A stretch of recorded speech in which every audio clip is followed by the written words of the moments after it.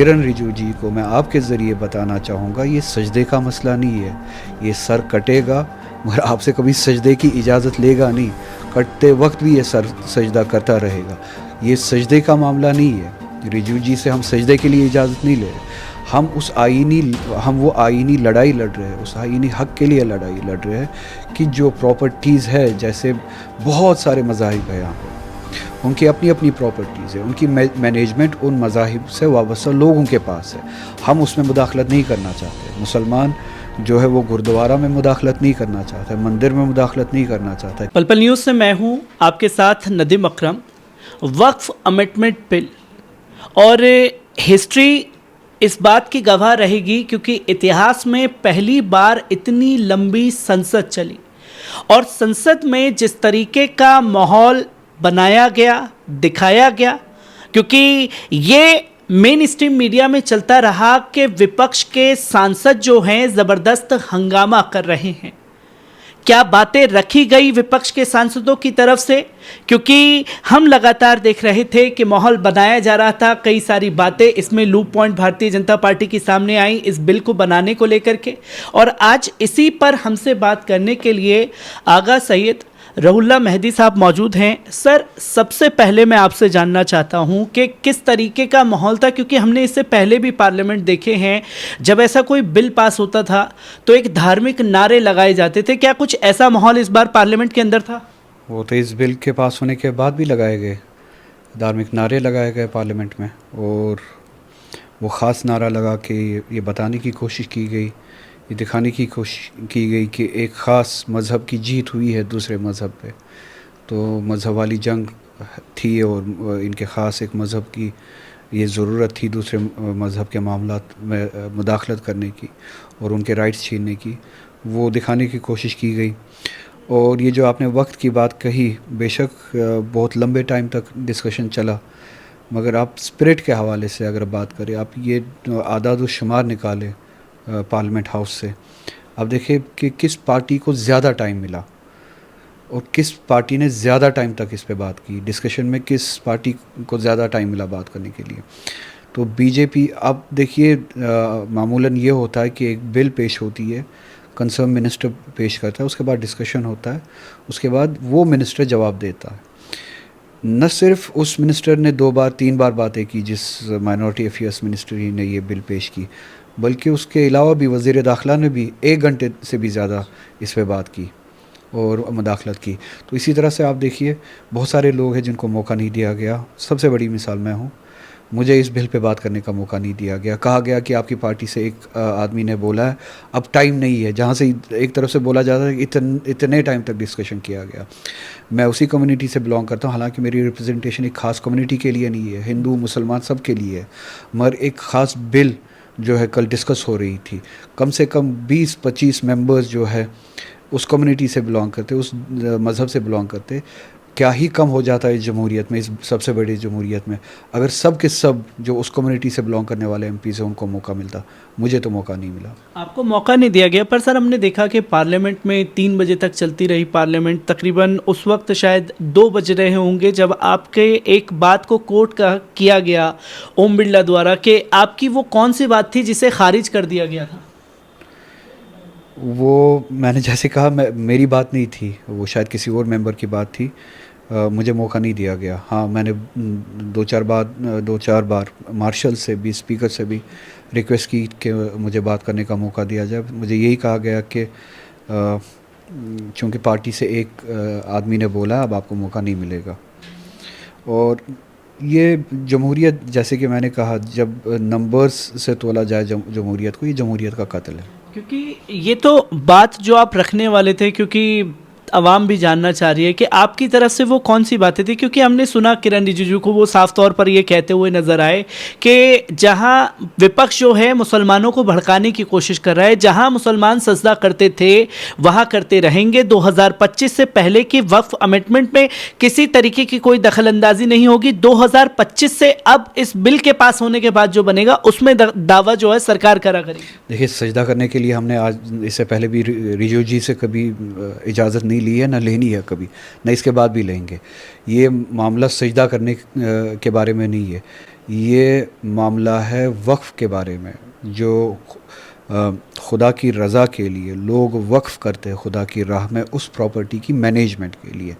वो मैनेजमेंट होगा दीन के शराइत पे, दीन के उसूलों पे, दीन के कवानीन पे, और उस दीन से चूँकि किरण रिजिजू जी वाबस्ता नहीं है, उन्हें उस दीन के कवानीन के बारे में पता नहीं है, उस मैनेजमेंट के कवानीन के बारे में पता नहीं है।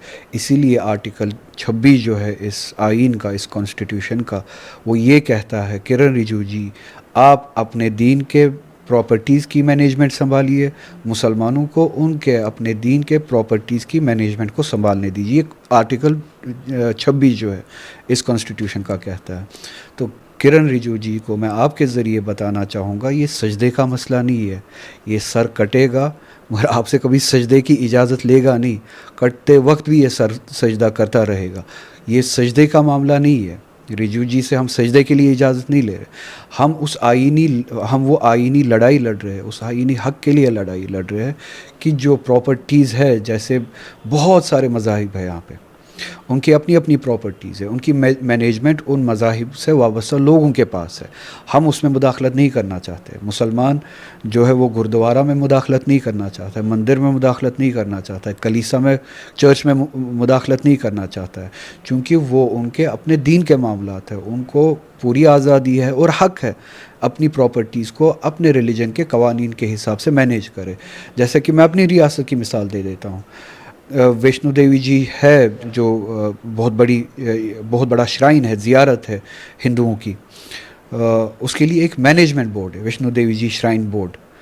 वो जम्मू कश्मीर जो मुस्लिम अक्सरियती रियासत है, आप देखिए इन 70 सालों में कभी भी उस श्राइन बोर्ड का मेंबर या मैनेजमेंट का हिस्सा या मुदीर आप कहे या गवर्नेंस बॉडी में जो भी ओहदा हो, मुसलमान ने नहीं लिया। चीफ मिनिस्टर होने के बावजूद भी चीफ मिनिस्टर उस श्राइन बोर्ड का चीफ कभी नहीं बना। गवर्नर को वो ओहदा दिया गया जो भी गैर मुसलमान गवर्नर थे, और कानून में ये भी लिखा है कि अगर गवर्नर भी मुसलमान हुआ कभी, तो जो हायरार्की में दूसरे नंबर पे ब्यूरोक्रेसी से आएगा प्रिंसिपल सेक्रेटरी या चीफ सेक्रेटरी, अगर वो गैर मुस्लिम हुआ, हिंदू हुआ, तो उसको उसकी मैनेजमेंट में बिठाया जाएगा, मुसलमान नहीं बैठेगा। तो हम उस रिलीजन की आज़ादी की हुकूक की कदर करते हैं अपनी मैनेजमेंट संभालने के लिए। इसी रिजिजू जी से, आप कहिए किरण रिजिजू जी से, जो ये हमें कहते हैं कि कोई भी किसी भी मज़हब की मैनेजमेंट चला सकता है, ये बुद्धिस्ट मज़हब से ताल्लुक़ रखते हैं, इनको चैलेंज कीजिए। मुसलमान तो छोड़िए, उसी वैष्णो देवी जी श्राइन बोर्ड का मेंबर बन के दिखाए ये किरण रिजिजू जी। ये उस हक़ के लिए बात हो रही है जो आर्टिकल 26, 25 और 26 में बिल्कुल वाज़ेह है कि मैनेजमेंट का हक़ हर मज़हब के लोगों का अपना है, वो उनको चलाने दे अपने मज़हब के उसूल के हिसाब से। क्योंकि अगर साहब हमने देखा कि जिस हिसाब से बातें रखी गई, इसी में से एक बात ये भी थी कि आज जब ये बिल पास हुआ है तो सीएम योगी आदित्यनाथ भी कह रहे हैं कि जो वक्फ के नाम पर ज़मीनें कब्ज़ा की गई हैं उसको छुड़ाया जाएगा, वापस सरकार के अंडर में लिया जाएगा। क्योंकि जिस हिसाब से जब ये बात किरण रिजिजू खुद कह रहे हैं कि 2025 से पहले की ज़मीनों पर कोई कब्जा नहीं होगा, क्योंकि हम लगातार दे रहे हैं पूरे मुल्क में कई सरकारी इदारे वक्फ की ज़मीनों पर बने हुए हैं। क्या आप लोगों की तरफ से पार्लियामेंट में मांग की जाएगी जो वक्फ की ज़मीनों पर 2025 से पहले बने हुए उसे खाली करे सरकार? देखिए, ये टेक्निकल लैंग्वेज है वो बात बताने के लिए जो बाबरी मस्जिद के गुंबद पे इन्होंने किया। ये अब वो लीगल लैंग्वेज है।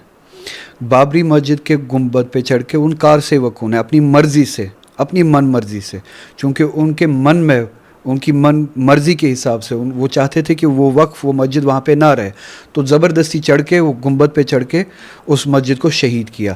अब ये जो सारी लैंग्वेज है ना, ये उसी गुंडागर्दी को लीगलाइज, इंस्टीट्यूशनलाइज करने की बात है। अब वो काम कार सेवक नहीं करेगा, अब वो काम दिया गया है कलेक्टर को या उससे बड़े ऑफिसर को। अब कार सेवक का काम आप करो, इंस्टीट्यूशनली करो। कहीं पे भी शिकायत आ जाए, कहीं पे भी शिकायत हो, जिस वक्त वो शिकायत हुई तो उसी वक्त वो गुंबद वाला काम आप करो। वो वक्फ जो है, वो मस्जिद हो, जो भी हो, दरगाह हो, जो भी इदारा हो, उसको गिराने का, हटाने का काम आप करो। एक फुल फ्लेज्ड अथॉरिटी दी गई है एक कंप्लेंट की बुनियाद पे एक कलेक्टर को कि वक्फ पे जहाँ पे भी शिकायत आए वो शिकायत के बुनियाद पे ही वही काम कर सकता है उस वक्फ के साथ जो बाबरी मस्जिद के साथ किया गया। अब वो वक्फ था या नहीं था, वो प्रूव करने का बर्डन जो कंप्लेंट करने आता है, कंप्लेंट की प्रूफ का बर्डन कंप्लेनेंट पे नहीं है। जिसका वो वक्फ था, अब उसे साबित करना है कि ये वक्फ था जो हाल हुआ बाबरी मस्जिद के साथ। दूसरा, ये बताया गया कि वक्फ बाई प्रैक्टिस नहीं होगा। अब वो पेपर्स निकाल के ले आओ। अब बहुत सारे हज़ारों में आपके पास मंदिर ऐसे होंगे, हिंदुओं के भी ऐसे चैरिटेबल इंस्टीट्यूशंस होंगे जिनको आप कह सकते हैं वक्फ बाय प्रैक्टिस। उनके पेपर्स आप कहीं से भी नहीं ला सकते। आइन ने, कानून ने वक्फ बाय प्रैक्टिस को एडमिट किया, सुप्रीम कोर्ट ने भी एडमिट किया और ये कहा कि प्रैक्टिस एक एविडेंस के तौर पे हैसियत रखती है कानून में। प्रैक्टिस बजाते खुद एक एविडेंस है उस प्रॉपर्टी के वक्फ होने के लिए। तो अब आपको वक्फ साबित करना पड़ेगा। कहीं पे भी ये कन्फ्लिक्ट का नाम दे, कंप्लेंट का नाम दे, फिर आपको चाहे आप हज़ारों साल से भी उस वक्फ पे वो वक्फ की अमल क्यों ना कर रहे हो, पर आपको साबित करना होगा और इनकी मर्जी होगी। इनको साबित करने का बोझ इन पे नहीं है, इनके हाथ में मन मर्जी है। मन मर्जी हुई डिस्ट्रिक्ट कलेक्टर की या उससे बड़े ऑफिसर की, वही काम करेगा जो कारसेवक ने किया था बाबरी मस्जिद पे। क्योंकि हमने देखा कि ये बिल पास होने के बाद दो तरीके की बातें निकल कर के आ रही हैं कि सड़कों पर मुसलमानों को निकलना चाहिए, क्योंकि कुछ जमातें, कुछ तंजीमें ये भी कह रही हैं कि सड़क पर निकलने की ज़रूरत नहीं है, सिर्फ जो है कानूनी लड़ाई लड़ी जाएगी, सुप्रीम कोर्ट के ज़रिए इसे चैलेंज किया जाएगा। ऐसे में किस तरीके से आप देख रहे हैं इन दोनों बातों को? देखिए, सुप्रीम कोर्ट में हर कोई जाएगा, हमारा हक है और कानूनी आईनी हक है और जाना भी चाहिए। मैं भी जाऊंगा, हर कोई जाएगा। मैं आपके ज़रिए से इस मुल्क की माइनॉरिटीज़ को और सही सोच रखने वाले लोग, चाहे वो मेजॉरिटी से हो चाहे माइनॉरिटी से हो, मैं उन सभी से गुजारिश करूँगा, काश सड़क पे निकलना, प्रोटेस्ट करना और पुरअमन तरीके से आपका आईनी हक है। ये कोई जुर्म नहीं है। अगर जुर्म होता तो ये सबसे बड़ा जुर्म जो है वो गांधी जी ने किया है इस मुल्क में, जो सड़क पे ही रहे, सड़क पे ही चलते रहे। मगर किस लिए? अपने हक के लिए। सड़क पे निकलना हमारी मजबूरी है। उस मजबूरी के वक्त सड़क पे निकलना हमारा आईनी हक भी है, आईनी जिम्मेदारी है। अगर आप ये सब होते रहे, देखते रहे होते हुए और होने दे, सड़क तो छोड़िए, अब कल को आप घर पे भी बात नहीं कर सकते। आपके घर पे भी आपकी मीरास आपकी नहीं होगी। और सीए सबसे बड़ी मिसाल है, आपकी पहचान नहीं होगी, आपको अपने ज़ात से भी बात करने नहीं दी जाएगी। आज आप सड़क पे निकल के अगर इस हक का दिफा नहीं कर पाए, कल को आप अपने घर का भी दिफा नहीं कर पाएंगे। काश ये मुसलमान, काश सही सोच रखने वाले लोग 370 के वक्त उस हक के दिफा के लिए निकले होते। आज वो बारी हर किसी की नहीं आती। ये सब ने उस वक्त सोचा कि उनकी बारी ये हम पे नहीं आएगा। ये धीरे धीरे सब पे आ गया। अब आज समझ में आता है, अगर आज वो तब आप खामोश रहे, वो गलती आज ना दोहराए। अगर आज आप खामोश रहे, फिर ये वक्फ की बात जो है ये फिर आपके घर पे आ जाएगी। आपसे तो अभी भी कहा जाता है कागज़ लेके आए, पेपर्स लेके आए। तो आज एक बात पे आप खामोश रहे, इनकी जुर्रत बढ़ती जाएगी, इनकी साजिशें बढ़ती जाएगी। अब आपको खुद फैसला करना है कि आप अपने दिफा के लिए, आईनी दिफा के लिए पुरअमन तरीके से कब बाहर आएंगे। मैं सिर्फ मुसलमानों से बात नहीं कर रहा हूँ, चाहे वो मुसलमान हो, सिख हो, बौद्ध हो, ईसाई हो, हिंदू हो, शेड्यूल कास्ट हो, दलित हो हमारे। अगर आज आप बाहर नहीं आते हैं, एक एक करके सब आपकी ज़ात को ख़त्म किया जाएगा और आपके लिए फिर बाहर आने की गुंजाइश ही नहीं होगी। सर, एक आखिरी सवाल मैं आपसे लेना चाहूँगा, क्योंकि जब पार्लियामेंट की वोटिंग हुई तो वोटिंग के दौरान ये दिखाया गया कि 288 वोट जो हैं पक्ष में पड़े, 232 खिलाफ में पड़े। कुछ 23 एमपी जो थे उस जगह पर मौजूद नहीं थे। एक बड़ी बहस का चर्चा बनी हुई है कि जब राहुल गांधी को वाकई बोलना चाहिए था, राहुल गांधी ने अपने नेताओं को आगे कर दिया, वो बोले नहीं। उन्होंने बोला कि वो इच्छुक नहीं है इस मुद्दे पर बोलने के लिए। वोटिंग के दौरान प्रियंका गांधी की नदारत पर भी सवाल उठ रहे हैं। क्या ऐसे में देख और समझ रहे हैं, क्या प्रियंका गांधी वहां थी या नहीं थी? वो ज़्यादा अरसे तक मैंने उन्हें वहाँ पे देखा नहीं, और राहुल गांधी जी को शायद मैं भी समझता हूँ कि इस मुद्दे पे, इस मामले पे ख़ुद बात करनी चाहिए थी।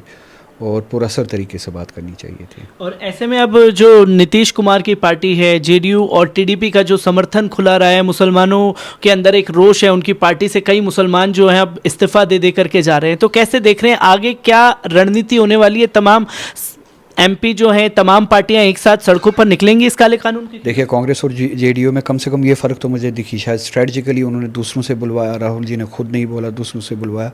मगर सबसे बड़ी बात जो मैटर करता है, वोट। कांग्रेस ने इस बिल के ख़िलाफ़ वोट दिया और पूरे हौसले से वोट दिया, पूरी पार्टी ने वोट दिया।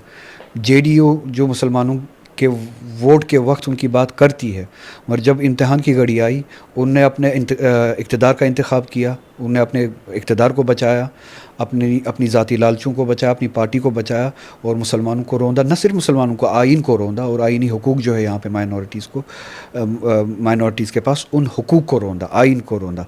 तो जितने भी लोग इन पार्टीज़ के साथ, जेडीयू के साथ है, चंद्रबाबू नायडू जी के पार्टी के साथ है, उन्हें आज अपने ज़मीर को सवाल करना चाहिए कि उनका ज़मीर क्या इजाज़त देता है इसके बाद भी वो ऐसी ताकतों का साथ दे, इनके हाथ में हाथ मिला के अपनी ज़ाती ख्वाहिशों के लिए, अपनी ज़ाती लालचों के लिए इनके साथ चले। जो इस्तीफ़ा दे रहे हैं मैं उनको मरहबा कहता हूँ, जो अभी भी इन जैसी पार्टीज़ से इस्तीफ़ा नहीं दे रहे, मैं उनके ज़मीर पे सवाल कर रहा हूँ। आगा सैयद रहूल्लाह मेहदी साहब हमारे साथ मौजूद थे, जिन्होंने ख़ास तौर पर बताया कि एक मेन स्ट्रीम मीडिया ये तो बताता रहा वक्फ के अमेंडमेंट बिल के दौरान कि विपक्ष हंगामा कर रहा है, पर किसी ने इस पर बहस नहीं की कि इस बिल के बाद जिस तरीके के धार्मिक नारे संसद के अंदर लगाए गए, वो खुले तौर पर ये मैसेज दे रहे थे अवाम को कि देखिए कि हमने एक बहुत बड़ी फतह मुसलमानों के ऊपर हासिल कर ली है।